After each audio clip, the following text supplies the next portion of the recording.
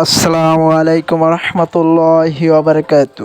সুপ্রিয় দর্শকবিন্দু, আশা করি আপনারা সবাই ভালো আছেন। আমিও ভালো আছি, আল্লাহর রহমতে আলহামদুলিল্লাহ। এই যে ক্ষেতটা দেখছেন, এই ক্ষেতটা আমাদেরই ক্ষেত, মরিচের জন্য প্রস্তুত করা হচ্ছে।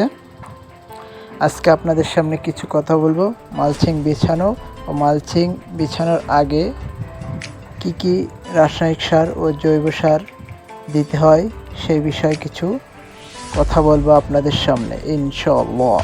শুরুতে 2টা ফাইলের চার্জ দিবেন, দেওয়ার পরে চুন ছিটিয়ে দিবেন। চুন ব্লিচিং পাউডার 2টা মিক্স করে ছিটিয়ে দিবেন। চুন দিবেন শতক প্রতি 2 কেজি করে, ব্লিচিং পাউডার দিবেন বিঘা প্রতি 4 কেজি করে, দিয়ে ক্ষেতটা ভিজিয়ে দিবেন। আপনাদের ক্ষেত যদি জো হয়ে যায় তাহলে আপনারা 2টা রোটারে চার্জ দিবেন। দেওয়ার পরে 4-5 দিন পরে মাটিটা যদি একেবারে শুকনো হয়ে যায় তখন আপনারা রাসায়নিক সার ও জৈব সার ক্ষেতে ছিটিয়ে দিবেন। জৈব সার বিঘা প্রতি 300 কেজি দিবেন। আর রাসায়নিক সারের বর্ণনা দিচ্ছি।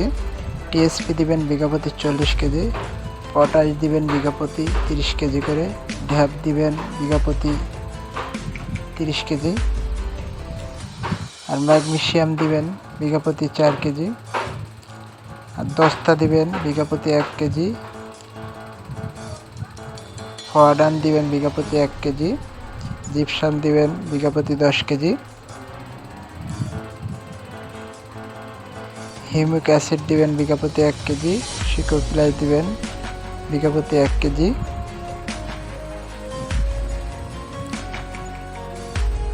বোরন দিবেন বিঘা প্রতি 1 কেজি, অনডার্মা দিবেন বিঘা প্রতি 3 কেজি, দিয়ে জৈব সারের সাথে মিশিয়ে ছড়িয়ে দিবেন অনডার্মাটা। এগুলো ছড়িয়ে দিয়ে শুরুতে 4 একলে বেড দিবেন 18 ইঞ্চি করে, আর মাঝখানে বেড দিবেন 18 ইঞ্চি, হাইট দিবেন 12 ইঞ্চি মতন, আর লম্বায় বেড দিবেন 12 ফুট থেকে 14 ফুট পর্যন্ত, আর মাঝখানে ড্রেন দিবেন 1 ফুট।